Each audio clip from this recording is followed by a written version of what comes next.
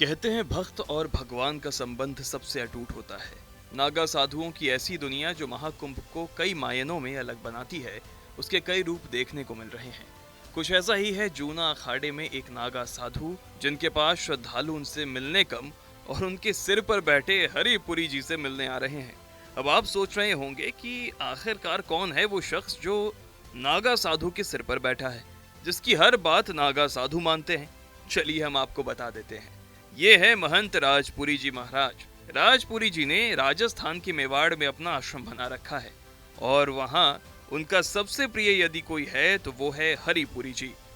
महंत राजपुरी जी बताते हैं कि उन्हें ये कबूतर लगभग 9 वर्ष पहले मिला। तब ये काफी छोटा सा था। तब से लेकर अब तक ऐसा कोई वक्त नहीं आया जब वो इस कबूतर के बिना रहे हों। उन्होंने बताया चूंकि ये एक दैवीय घटना थी, इसलिए इस कबूतर का नाम उन्होंने हरिपुरी रख दिया।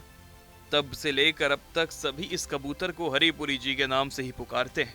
उन्होंने कहा कि जब से ये मेरी जिंदगी में आई है तब से उनका नाम अब महंत राजपुरी की जगह लोग कबूतर वाले बाबा रख दिए हैं। महंत राजपुरी बताते हैं कि इस कबूतर का वो विशेष ख्याल रखते हैं। इसके लिए अलग से मावा प्रसाद बनवाते हैं जिसमें खास किस्म का ड्राई फ्रूट्स होता है। 2 बार अपने हाथों से इस कबूतर को खिलाते हैं। इसके साथ ही जब इसे पानी पीने की इच्छा होती है तो इसे स्वयं वो पानी भी पिलाते हैं। महंत राजपुरी बताते हैं कि महाकुंभ में पूरी दुनिया से लोग आ रहे हैं। बात यदि हरिपुरी जी की करें तो उनके साथ 3 बार कुंभ वो कर चुके हैं। उन्होंने कहा कि उम्र का प्रभाव इस कबूतर पर भी अब दिखता है।